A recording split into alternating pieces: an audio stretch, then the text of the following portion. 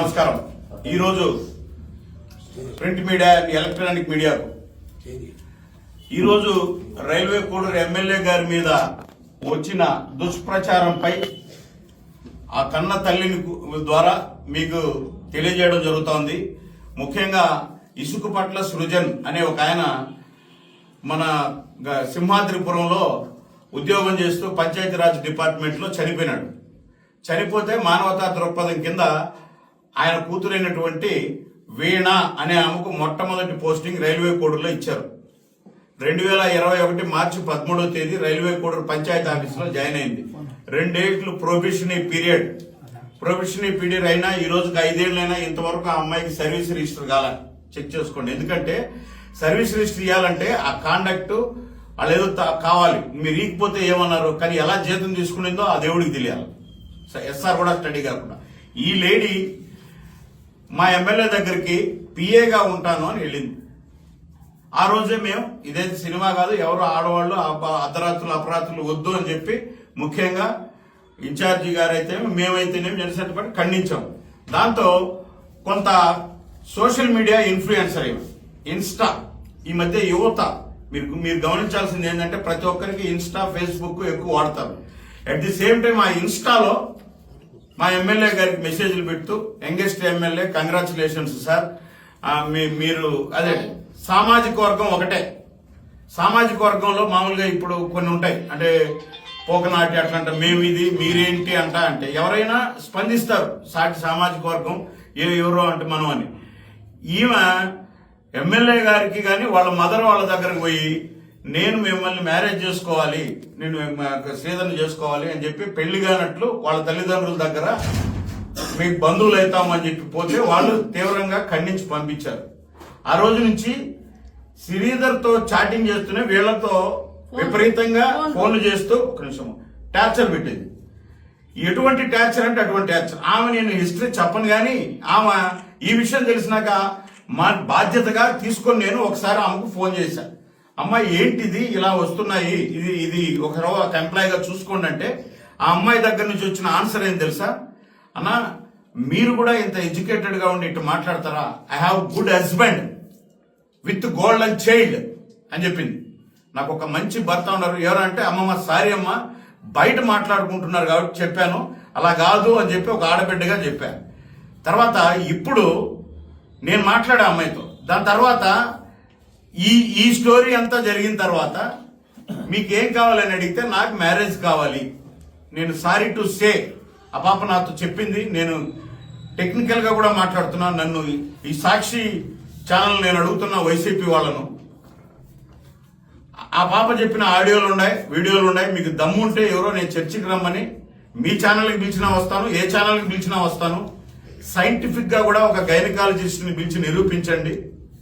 మాతో ఛాలెంజ్లు చేసిన ఆడియోలు మా దగ్గర ఉన్నాయి. మాకు 5, 6 సార్లు 7 సార్లు ఈ సంవత్సరంలో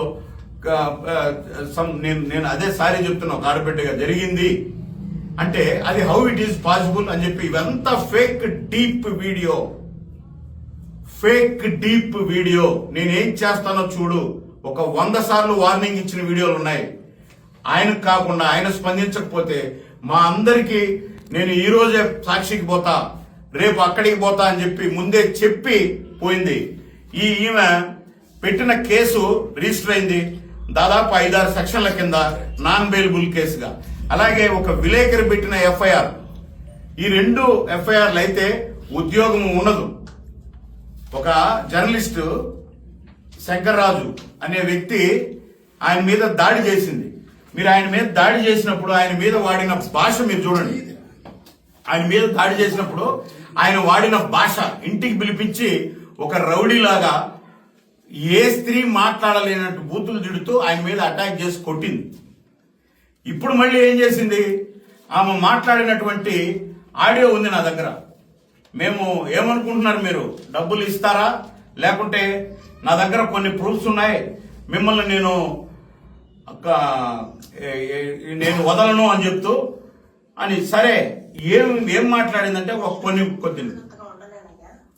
ఈ 1.5 సంవత్సరం నువ్వు నా దగ్గర ఆడిన అబద్ధాలకి, నాకు చేసిన మోసాలకి నమ్మించి నువ్వు నన్ను వాడుకున్నావు చూడు. 5 సార్లు కడుపు వచ్చి పోయింది చూడు. ఇదంతా ఒక ప్రీ ప్లాన్డ్ ఆడియో. 25 కోట్లు సాయంత్రం అక్షరాలు 25 కోట్లు అడిగానండి. ఎందుకంటే ఏం కావాలండి? ఇప్పుడు నేను మిమ్మల్ని అందరినీ చేతులు జోడించి అడుగుతున్నా, అసలు జనసేన పార్టీకి ఏ విధమైనటువంటి సంబంధం లేకుండా ఒక హనీ ట్రాప్ లేడీ 25 కోట్ల రూపాయల కోసం ఒక ట్రాప్ చేసి అతని దగ్గర ఏదో కొన్ని మెసేజ్లు పెట్టించుకొని అతన్ని వీధిలో పెట్టే ప్రయత్నం చేస్తూ అతని ద్వారా ఎవరో ఇవ్వాలని మీరు ఇది మన గౌరవ విలేకరుని మీద దాడి చేసినటువంటి వీడియో. అక్కడ వాడిన భాష మీరందరూ వినండి. అంటే కాబట్టి నేనేం చెప్తున్నానంటే ఈ 2 ఎఫ్ఐఆర్లు ఎప్పుడైనాయో వచ్చేసింది. తర్వాత నేను ఇంకోటి కూడా చెప్పదలుచుకున్నాను. మీకు 2021-22 నుంచి తిరుపతి పట్టణంలో ఆమె ఒక ఇల్లు తీసుకుని ఉంది. నేను పేదరాలను నాకేం తెలియదు అంటుంది కదా. తిరుపతి పట్టణంలో 3 సంవత్సరాల నుంచి ఇల్లు ఉంది. ఈమె చెప్తుంది కదా 1.5 సంవత్సరం నుంచి శ్రీధర్ అని. మరి ఈ ఇంటి ఓనరు కడప జిల్లా ఎస్పీకి కంప్లైంట్ చేశాడు. నన్ను బెదిరిస్తోందండి, మీ పంచాయతీ ఆఫీసులో వీణావాణి అని ఉండే ఒక లేడీ అని ఎస్పీకి పెడితే ఆ ఎస్పీ పంచాయతీ ఈవోకి పంపించాడు. అదేందయ్యా అది, ఖాళీ అన్నా చేయమను డబ్బులన్నా ఇవ్వనని. అప్పుడు ఈవో ఆ ఎస్పీ గారికి ఇచ్చిన కంప్లైంట్తో వాళ్ళు ఖాళీ చేయించండి లేదా డబ్బు ఇవ్వండి అని చెప్పి ఈవో ఇచ్చిన రిటర్ను ఎస్పీకి పెట్టుకున్నటువంటి ఆ ఓనర్ ఎస్పీకి పెట్టుకున్నటువంటి కంప్లైంట్. ఇలాంటివి కోకొల్లలు. బద్వేల్లో మొట్టమొదటి ఒక అతనికి ట్రాప్ వేసి 17 లక్షల రూపాయలతో కోర్టు ద్వారా విడిపోయింది. రెండోది భర్త. నేను అనుకోవడం అసలు ఈ భర్త అందరూ కలిసే చేసి ట్రాప్ వేశారు ఇది. ఎందుకంటే నేను చెప్తున్నా ఒకంగా నేను ఆ పిల్లోడితో మాట్లాడి నాకు చేశాడు, అన్న నాకేదో న్యాయం చేస్తాను. ఏంటంటే అతను చెప్పిన మాట ఏంటంటే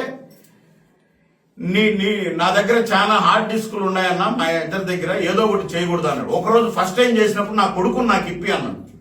న్యాయమే కదా, ఇప్పిద్దాం అనుకుంటే అన్నాడు. ఇదంతా ఒక డ్రామా. ఇది డబ్బుల కోసం చేసిన డ్రామాలో ఒక 28-29 ఏళ్ల యువకుడులాగా అందరిలాగే ఇన్స్టా చూస్తున్నటువంటి ఒక యువకుడిని ఎమ్మెల్యేని మోసం చేసి ఇప్పుడు ఇది కూడా ఏం నడుస్తుంది. నేను ప్రత్యక్షంగా నా చెల్లెలు లాంటి దానివమ్మ నువ్వు రా కూర్చొని మాట్లాడదామని నేను పిలిపిస్తే నాతో ఆ పాప దాదాపు 1 అవర్ 1.5 అవర్ మాట్లాడింది. మీకు నేను ఓపెన్ చెప్తున్నా. సరే అన్నా సరే అన్నా సరే అన్నా. దాని తర్వాత మాకు తెలుస్తాయి కదా. 4 రోజుల నుంచి సాక్షికి పోతుందంట. ఎవరో ఆయన పొన్నవేలు సుధాకర్ రెడ్డిని కలుస్తాదంట, ఎంపీని కలుస్తాదంట, ఎక్స్ఎమ్మెల్యేని కలుస్తాదంట. ఇందాక సాక్షిలో ఎక్స్ఎమ్మెల్యే గారు కూడా నేను మీకు అండగా ఉంటాను ఆ పాపకు అన్నారు. ఎస్, మేమేమండి పవన్ కళ్యాణ్ గారు, జనసేన పార్టీ, ఎన్డీఏ ఎవరైనా సరే అన్యాయం జరిగిన మహిళలకు అండగా మేమెందుకున్నాం. నేను ఎమ్మెల్యే గారిని కోరేది ఒకటే, న్యాయానికి అండగా ఉండండి. దాంట్లో నిజాలు ఎన్నో అండగా ఉండండి. లేదంటే ఇక్కడ చూస్తూ కూర్చో మేము చాలా మందికి మేము అండగా ఉండాల్సింది వస్తుంది. అటువంటి విషయాల్లో మీరు కెలికి అనవసరంగా దీన్ని రాద్ధాంతం చేయదు. ఆల్రెడీ సాక్షి ఏం పెట్టిందండి. సాక్షి ఫేస్బుక్ లో పరిచయాన్ని అలా చేసుకుని మహిళా ఉద్యోగులపై వేధింపు పర్యం. ఫేస్బుక్